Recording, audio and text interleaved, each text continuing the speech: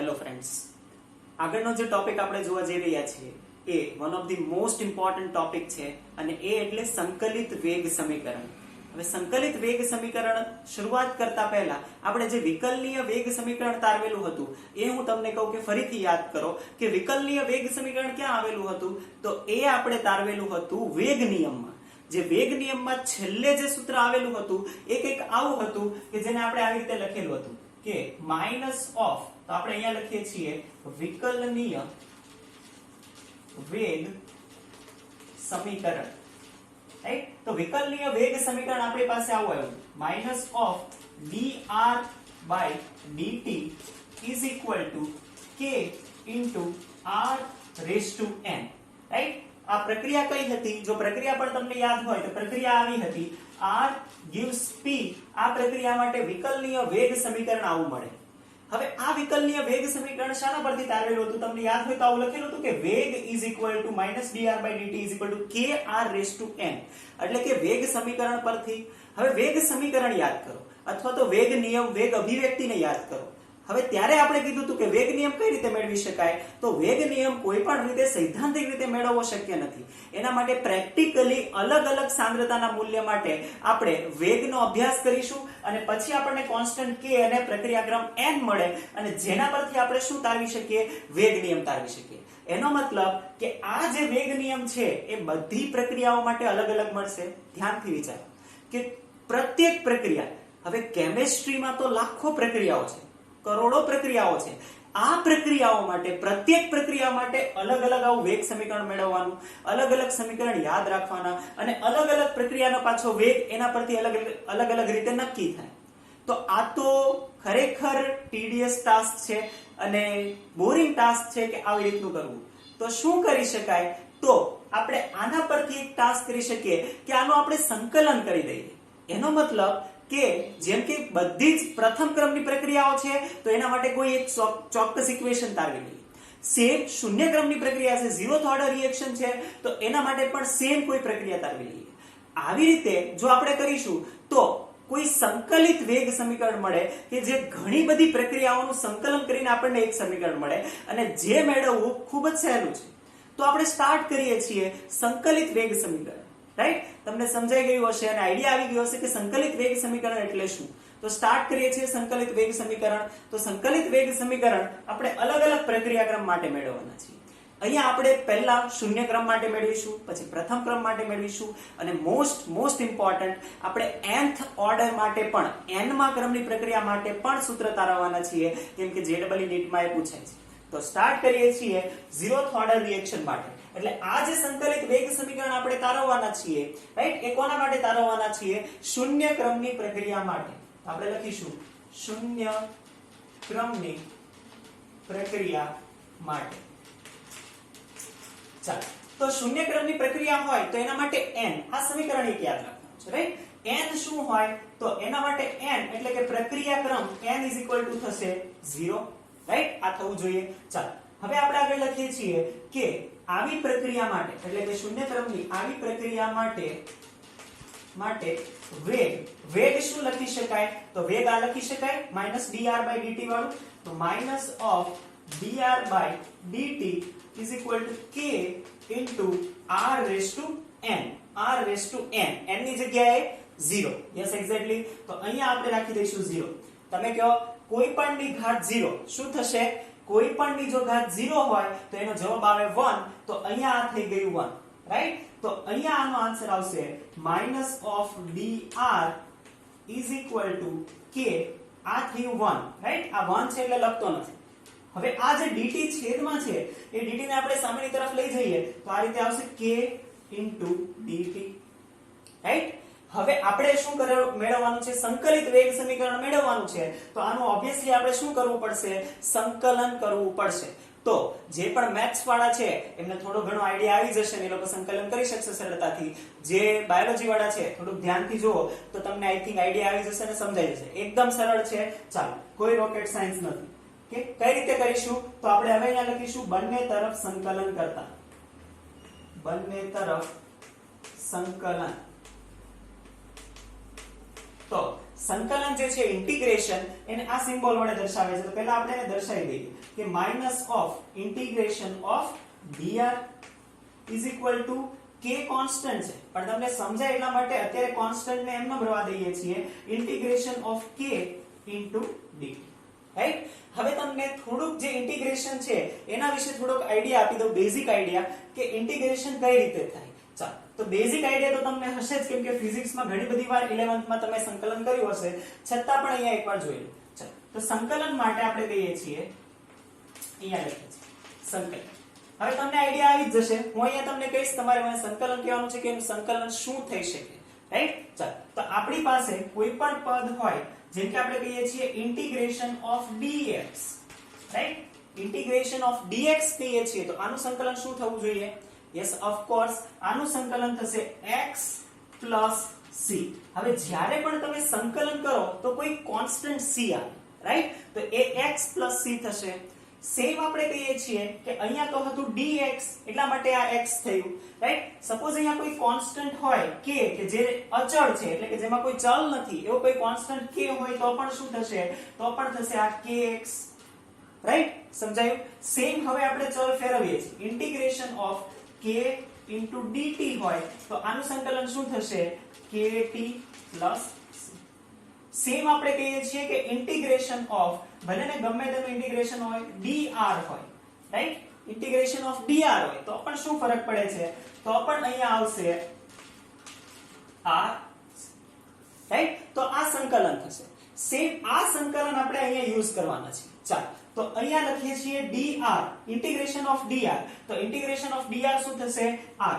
તો અહીંયા minus as it is અને આ થયું r. હવે જે આ બંને તરફ કોન્સ્ટન્ટ c આવશે ને, એ બંને કોન્સ્ટન્ટ ને ભેગા કરીને હું એક જ સાઈડ લખી દઈશ, રાઈટ. જે બંને સાઈડ કોન્સ્ટન્ટ આવશે એને બંને સાઈડ એક જ સાઈડ લખી દઉં છું. ચાલો, તો આ સાઈડ છે integration k dt, integration k dt શું થશે?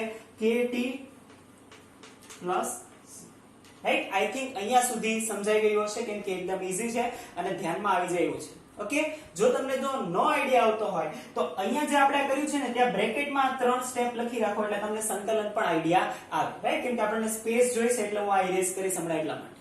ચાલો, તો તમે બ્રેકેટમાં તમારા નોટ્સમાં આ 3 એ 3 અહીંયા લખી દો. ઓકે, લખી દીધું? ફાઇન. ચાલો, તો હવે આપણે આ ઇરેઝ કરીએ છીએ અને આગળ આપણે વાત કરીએ છીએ.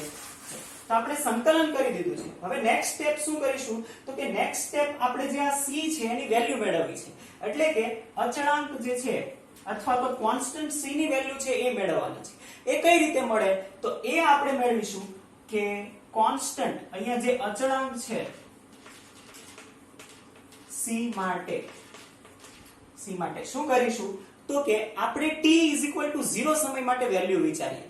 t 0, યાદ કરો, શરૂઆતના પહેલા બીજા લેક્ચરમાં મેં તમને કીધું હોય કે t 0 નો મતલબ અહીંયા શું કરવાનો? અહીંયા એનો મતલબ કરવાનો કે પ્રક્રિયાની શરૂઆત થાય છે. એટલે પ્રક્રિયાની શરૂઆત થતી હોય ત્યારે એની સાંદ્રતા કેટલી હોય? યસ, એની સાંદ્રતા પ્રક્રિયક જેટલી હોય.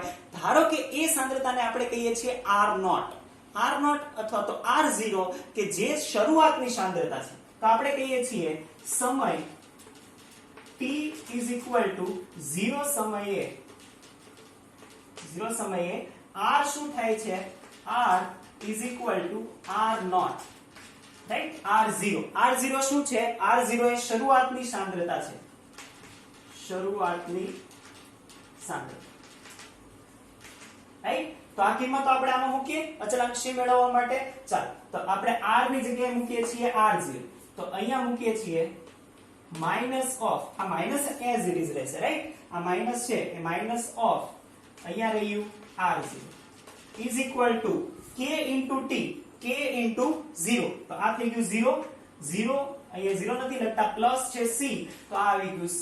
c કેટલું આવ્યું છે? Minus of r0. એટલે કે આપણી પાસે કોન્સ્ટન્ટ આવી ગયું કે જે કોન્સ્ટન્ટ કેટલું આવ્યું છે? Minus of r0. કિંમત મૂકી દઈએ આ સમીકરણમાં. આ સમીકરણ ઇમ્પોર્ટન્ટ છે તો આપણે આ સમીકરણને કોઈક નામ આપીએ. સમીકરણ 1, રાઈટ. સમીકરણ 1 માં આ કિંમત મૂકીએ તો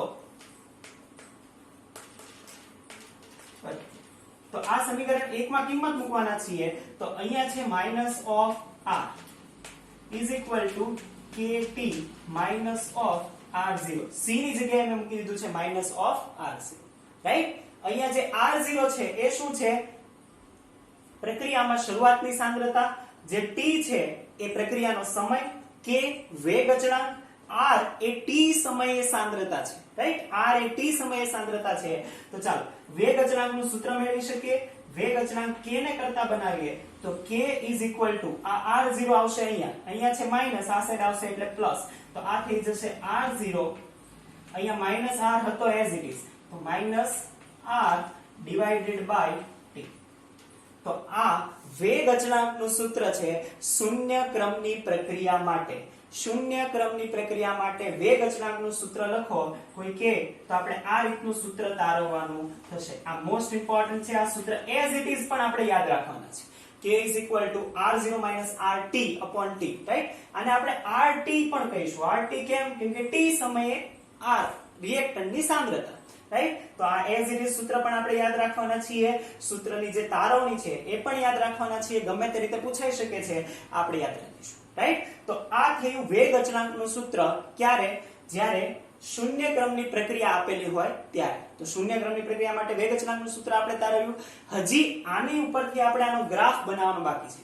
તો એ ગ્રાફ આપણે બનાવી દઈએ અને પછી આપણે આ r0 જે શૂન્ય ક્રમની પ્રક્રિયા છે એ પૂરી કરીએ, રાઈટ? ચાલો તો ગ્રાફ બનાવવા માટે આપણે આ એક સૂત્ર યાદ રાખીશું, બાકીનું ઇરેઝ કરીએ છીએ. ફાઇન, આઈ હોપ લખાઈ ગયો હશે. ચાલો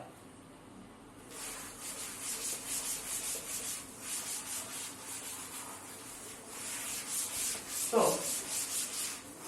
હવે આપણે લખીએ છીએ કે શૂન્ય ક્રમની પ્રક્રિયા માટે વેગ અચળાંક તો આવી ગયું, રાઈટ? તો આપણે લખી દઈએ વેગ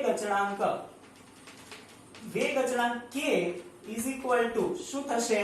તો આપણે હમણાં જ સૂત્ર લખ્યું r0 rt divided by t, right? હવે આના પરથી આપણે ગ્રાફ બનાવવાના છે. ગ્રાફ કોનો બની શકે એ વિચારીએ. અને એ જો સુરેખ રેખાનો ગ્રાફ મેળવવો હોય તો સુરેખ રેખાનું સમીકરણ તમને ધ્યાનમાં હોવું જોઈએ, રાઈટ? હવે મેથ્સ વાળાને તો આઈડિયા છે જ.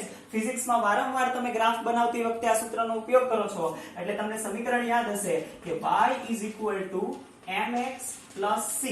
આ સુરેખ રેખાનું સમીકરણ તમે વારંવાર યાદ રાખો છો, રાઈટ? તો આપણે પણ એવું જ કોઈક આના પરથી સમીકરણ મેળવવાનો પ્રયત્ન કરીએ. ચાલો આપણી પાસે કોન્સ્ટન્ટ કેટલા છે એ જોઈ લઈએ, રાઈટ? આપણી પાસે જે કોન્સ્ટન્ટ છે એક તો આપણી પાસે કોન્સ્ટન્ટ છે r0, રાઈટ? અને બીજું છે એ છે k. આ બે કોન્સ્ટન્ટ છે, રાઈટ? સમય બદલી શકે, સાંદ્રતા બદલી શકે છે. t સમય સાંદ્રતા આ બે બદલી શકે છે. આ બે છે કોન્સ્ટન્ટ. તો આના જેવું સમીકરણ મેળવવાનો પ્રયત્ન કરીએ છીએ તો આનું સિમ્પલ સાદુરૂપ આપીએ છીએ. તો આ સમીકરણ કઈ રીતે થશે? તો આપણે લખીએ છીએ કે આ થશે k, આ kt અહીંયા કરી દઈએ, kt is equal to r0 minus rt. આ rt આ સાઈડ લાવીએ, kt ને આ સાઈડ લઈ જઈએ તો આ થશે rt આ સાઈડ આવશે એટલે પ્લસ આ rt is equal to આ kt અહીંયા જશે એટલે minus k into t plus r0. kt ને આગળ લખવાનું કારણ છે કેમ? કેમ કે આને આપણે સરખાવવું છે કોની સાથે? y is equal to mx plus c. જે આ rt છે એ આપણો y અક્ષ પર આવશે. તો ગ્રાફ જે આપણે બનાવવાના છીએ એ ગ્રાફ આવો થશે. ગ્રાફ આપણે જે બનાવવાના છીએ આપણા y અક્ષ પર શું આવશે? સાંદ્રતા. કઈ સાંદ્રતા? t સમયે સાંદ્રતા, રાઈટ? x અક્ષ પર જે આવવાનું છે એ આવશે સમય, એટલે કે x અક્ષ પર આવશે આપણો સમય t, રાઈટ? જે કોન્સ્ટન્ટ છે આ c ની વેલ્યુ શું છે ને એ મેથ્સ વાળાને તો બહુ સારી રીતે ખબર છે કે આ જે c મળે આ રેખામાં એ c હોય y અક્ષ સાથે સુરેખ રેખાએ બનાવેલા આડછેદનું મૂલ્ય, right? Intersection at the y axis. એટલે આ છે y એક્સિસ અને જે ઇન્ટરસેક્શન એટલે કે છેદ બનાવે એ આડછેદની વેલ્યુ c છે. તો c કઈ થશે? r0 કે જે ઇન્ટરસેક્શન થશે, રાઈટ? તો અહીંયા સપોઝ આપણે કહી દઈએ કે આ ઇન્ટરસેક્શન છે તો આને આપણે કહી દઈએ છીએ r0, રાઈટ? આ ઇન્ટરસેક્શન.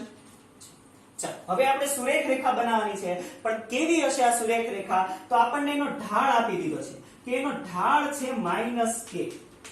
ઢાળ છે -k. ઢાળ ઋણ હોય તો આવી રેખા કઈ હોય? ઢળતી રેખા હોય કે ચડતી રેખા હોય? રાઈટ? ઢળતી રેખા એટલે કે આવી અને ચડતી રેખા એટલે કે આમ.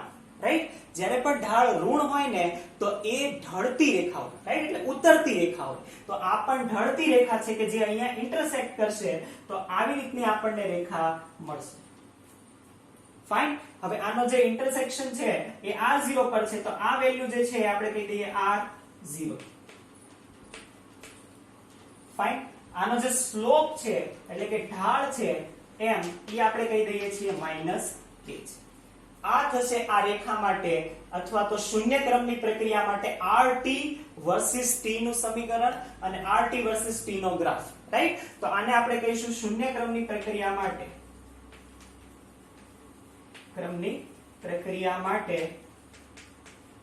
rt વર્સિસ t નો આલેખ, રાઈટ? rt વર્સિસ t નો આલેખ.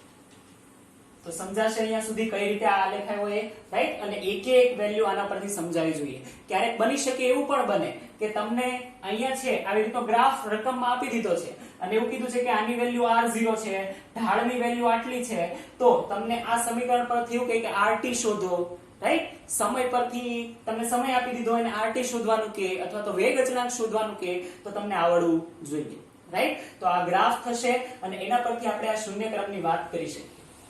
હવે મોસ્ટ ઇમ્પોર્ટન્ટ એ કે આવી કઈ પ્રક્રિયાઓ અથવા તો આનો ઉપયોગ ક્યાં કરવાનો, રાઈટ? જો પહેલા તો આપણે જ્યારે પણ આનો દાખલામાં યુઝ કરીશું તો જ્યારે પણ એવું આપી દીધું છે કે શૂન્ય ક્રમની પ્રક્રિયા છે તો કોઈ પ્રશ્ન જ નથી, આપણે k માટે આ જ સૂત્ર વાપરવાના છે. પણ બીજી કેટલીક પ્રક્રિયાઓ છે કે જે આપણને કહેશે નહીં, પણ એ ઓળખવી પડશે કે આ કઈ પ્રક્રિયા છે. તો એવી કઈ પ્રક્રિયા, તો એના માટે આપણે લખી દઈશું કે શૂન્ય ક્રમની પ્રક્રિયાના ઉદાહરણ. તો આ ગ્રાફ નોટ ડાઉન કરી લો. આપણે છેલ્લું એક લખી લઈએ શૂન્ય ક્રમની પ્રક્રિયાના ઉદાહરણો, પછી આપણે આ ટોપિક પૂરો કરીએ. ચાલો તો ઇરેઝ કરીએ છીએ.